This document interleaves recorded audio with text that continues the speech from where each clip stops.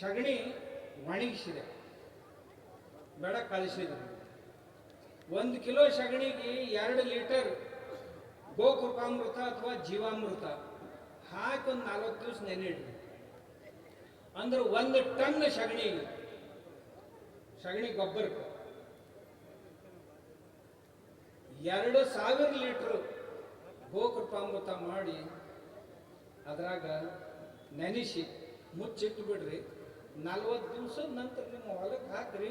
3 ವರ್ಷ ನಿಮ್ಮ ಹೊಲಕ್ಕೆ ಏನು ಗೊಬ್ಬರ ಹಾಕೋದು ಬೇಡ. ಮಳಿ 1-2 ಮಳಿ ತಪ್ಪಿದ್ರು ಸಹಿತ ನಿಮ್ಮ ಬೆಳೆ ಒಳಗೆ ಕೊಡಂಗಿಲ್ಲ. ನಾನು ಮೊದಲಾಗ ಬಾಳಿ ಕಂಬ ಹಚ್ಚೀನಿ. ಈ ಗಡತರದ ನೋಡ್ರಿ, ಬಾಳಿ ಗಿಡಕ್ಕೆ ಹಾಕೀನಿ. ಈ ಗಡತರ ಬಾಳಿ ಕಂಬ ಗಿಡಗಳಿಗೆ ಹಾಕೀನಿ. ಗಿಡ ಮೊದಲನೇ ವರ್ಷನ 4 ವರ್ಷದ ಗಿಡ ಕಂಡಂಗೆ ಕಾಣ್ತಾವ.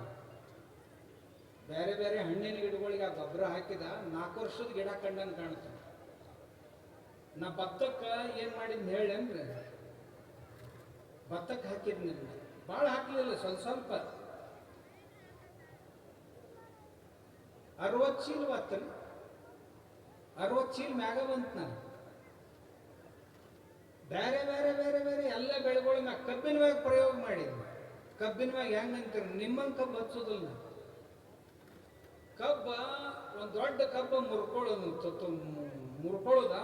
ಅದ್ರ 3 ತುಕಡಿ ಮಾಡೋದು, ಬೇಡ 4 ತುಕಡಿ, 3 ಗಣಿಕೆರಂಗೆ ನೆಲದಾಗ ಹುಗಿದ್ ಬಿಡೋದು. ಹುಗಿದ ಕೂಡಲೇ 2.5 ತಿಂಗಳು ಅದಕ್ಕೆ ಸುಮ್ಮನೆ ನೀರು ಕೊಟ್ಕೋತಾ ಇರೋದು. ಅವು ಕಣ್ಣು ಹೊಡಿತಾವ. ಹಿಂಗೆ ಅವು ಕಣ್ಣುಗಳಿಗೆ ನಾ ಗೋಕೃಪಾಮೃತ ಸಿಂಪಡಣೆ ಮಾಡ್ತೀನಿ. 2.5 ತಿಂಗಳು ಹಂಗೆ ಬಿಡೋದು. 2.5 ತಿಂಗಳು ಆದ ಕೂಡಲೇ 7-8 ಫೂಟಿಗೆ ಒಂದೊಂದು ಸಾಲು ಬಿಟ್ಟು ಅದ್ರಾಗ ಅವ್ನು ಹಚ್ಚಿದ್ರೆ ಅಂದ್ರೆ ಮುಂದೆ 2 ತಿಂಗಳದಾಗ 10ರಿಂದ 15 ಟಿಸಳು ಬರ್ತಾವ.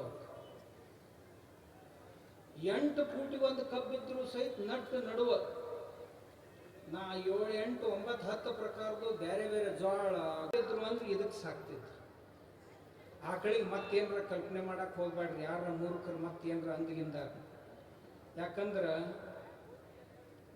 ಕತ್ತೇನು ಬಲ್ಲದಪ್ಪ ಕರಿಗಡಗು ತಿಪ್ಪೆದಂಟು ತಿನ್ನುವುದು ಅದರ ಸ್ವಭಾವ ಅಂತ ಹೇಳ್ತಿರ್ತಾರೆ. ಕೆಲವೊಂದಕ್ಕೆ ಆಕಳಂದ್ರೆ ಏನು ಗೊತ್ತಿರಂಗಿಲ್ಲ, ಅವು ಏನು ಬೇಕಾದ್ರೆ ಮಾತಾಡ್ಕೊಂತ ಅಡ್ಡಾಡ್ತಿರ್ತಾವ. ನೀವು ಏನೋ ಕಾರ್ಯಕ್ರಮ ಮುಗಿಸಿ ನೀವು ಅದರವ್ರು ಯಾರೋ ಅಲ್ಲಿಕೊಂಡು ಭಾಳ ಎಲ್ಲ ಚಲೋ ಮಂದಿ ಇದೀರಿ ನೀವು. ಯಾಕೆ ಮಾತು ಹೇಳಿದೆ ಅಂದ್ರೆ, ನಿಮ್ಮ ಹೊಲ ನಿಮ್ಗೊಂದು ನನ್ನ ವಿನಂತಿ ಏನು ಅಂದ್ರೆ, ಈಗೇನು ನಿಮ್ಮ ಹೊಲದ ಸ್ಥಿತಿ ಅಲ್ಲ, ಇದೇ ಸ್ಥಿತಿ ಒಳಗೆ ನಿಮ್ಮ ಮಕ್ಕಳ ಕೈಯಾಗ ಕೊಡಕ್ಕೆ ಸಾಧ್ಯ ಇಲ್ಲ. ನೀವು ಆ ಹೊಲ ಎಲ್ಲ ಖಲಾಸ್ ಆಗಿರ್ತದೆ, ಮಕ್ಕಳ ಕೈಯಾಗ ಕೊಡು ಹೊತ್ತಿ ಮುಂದೇನು ಬೆಳಿಲಾರದ ಸ್ಥಿತಿಗೆ ಬರ್ತೈತದು. ಎಲ್ಲ ರೋಗ ರುಜಿನಗಳನ್ನು ಹುಟ್ಟಿಸಿ ಹೊಕ್ಕೈತದು. ಊರಾಗ ಈಗ ನಿಮ್ಮ ಭಾಗದಾಗ ನಾ ಹೇಳ್ತೀನಿ, ಊಟ ಮಾಡೋದ್ರಾಗ 4 ಸೊಳ್ಳೆ ಬಾಯಾಗ ಹೋಗ್ತಾವ, ಅಷ್ಟು ಸೊಳ್ಳೆ ಆಗಕತ್ತಾವ. ಆಕಳುಗಳಿಗೆ ಎಮ್ಮೆಗಳಿಗೆ ಸಹಿತ ಮಚ್ಚರದಾನಿ ಕಟ್ಟಕ್ಕೆ ಶುರು ಮಾಡಿರಿ ನೀವು. ಇನ್ನು ಮನುಷ್ಯರು ಬದುಕುದು ಹೆಂಗ್ರಿ? ಇದೇನು ಪರಿಸ್ಥಿತಿ ಇಲ್ಲ. ಯಾಕೆ ಹಿಂಗಾಯ್ತು ಅಂತಂದ್ರೆ, ಭೂಮಿ ಆರೋಗ್ಯ ಕೆಟ್ಟೈತಿ, ಬೆಳೆ ಆರೋಗ್ಯ ಕೆಟ್ಟೈತಿ, ಅದನ್ನ ತಿಂದವ್ರ ಆರೋಗ್ಯನೂ ಕೆಡಕತ್ತೈತಿ. ಬೇಡ ಆದಂಥ ಎಲ್ಲ ಜೀವಾಣುಗಳು ಹುಟ್ಟಕ್ಕೆ ಶುರುವಾಗ್ತವೆ, ಅವು ನಮ್ಮನ್ನು ಕೆಡಿಸ್ತಾವೆ. ಅದಕ್ಕೆ ದಯವಿಟ್ಟು ನಿಮ್ಮ ಮಕ್ಕಳಿಗೆ ನಿಮ್ಮ ಹಿರಿಯರು ಹೆಂಗೆ ನಿಮ್ಮ ಕೈಯಾಗ ಚಲೋ ಭೂಮಿ ಕೊಟ್ರಲ್ಲ ಹಂಗೆ ಕೊಟ್ಟು ಹೋಗ್ಬೇಕಿತ್ತು ಅಂತಿತ್ತು ಅಂದ್ರೆ 2 ಆಕಳ ಸಾಕ್ರಿ ಮನ್ಯಾಗ. ಅದರ ಸಗಣಿ ಮೂತ್ರ ಗಂಜಲ ಮಾಡಿ ಹೊಲಕ್ಕೆ ಹಾಕಕ್ಕೆ ಶುರು ಮಾಡಿ. ನಾವು ಎಲ್ಲ ಕಂಡಾಪ್ಟಿ ನೀರು ಹರಿಸ್ತೀವ್ರಿ, ಏನೇನೋ ಮಾಡ್ತೀವ್ರಿ, ಹೆಂಗೆ ಮಾಡೋದ್ರಿ ಅಂತಂದು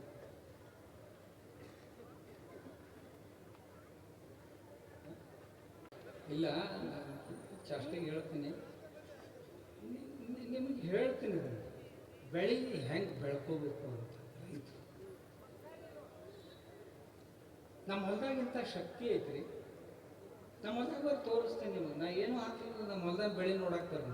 ಯಾವ ಔಷಧ ಇವತ್ತಿನ ತನಕ ಹೊಡೆದ. ಅದಕ್ಕೆ ನಮ್ಮ ಹಿರಿಯರು ಏನಂದ್ರು, ಯಾವ ಆಕಳ ಮ್ಯಾಗ ಶ್ರದ್ಧೆ ಇಟ್ಟಾನ, ಗೋವಿನ ಮೇಲೆ ಯಾರ್ದು ಶ್ರದ್ಧೆ ಐತಿ ಅವ್ರಿಗೆ ಹಿಂದೂಗಳು ಅನ್ಬೇಕು ಅಂತ. ನಾ ಇಲ್ಲೇ ಈ ಹುಮ್ನಾಬಾದ್ದಿಂದ ಮುಂದೆ ಹೋದ ಕೂಡಲೇ ಒಂದು ಊರು ಬರ್ತೈತಿ, ಮುಸ್ಲಿಂ ಹೆಸರು ಐತಿ ನೋಡ್ರಿ ಅದು.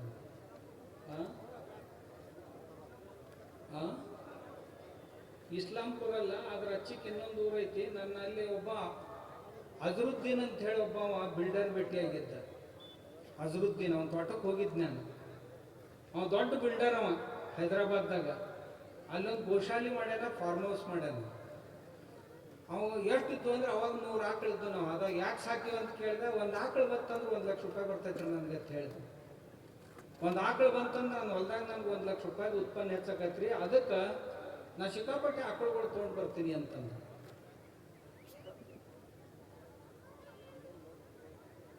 ಯಾರಿಗೆ ಆಕಳ ಮ್ಯಾಗ ಶ್ರದ್ಧಾ ಐತಲ್ಲ ಅವ್ರಿಗೆ ಆಕಳ ಎಲ್ಲನೂ ಕೊಡ್ತೈತಿ. ಆದ್ದರಿಂದ ನಮ್ಮ ಹಿರಿಯರು ಕರೆದ್ರು, ಯಾರಿಗೆ ಶ್ರದ್ಧೆ ಐತಿ ಹಿಂದೂ ಧರ್ಮದಲ್ಲಿ ಅವರು ಆಕಳ ಮೇಲೆ ಶ್ರದ್ಧೆ ಇಡ್ತಾರ. ಆಕಳ ಮ್ಯಾಗ ಶ್ರದ್ಧೆ ಇದ್ದವರೆಲ್ಲ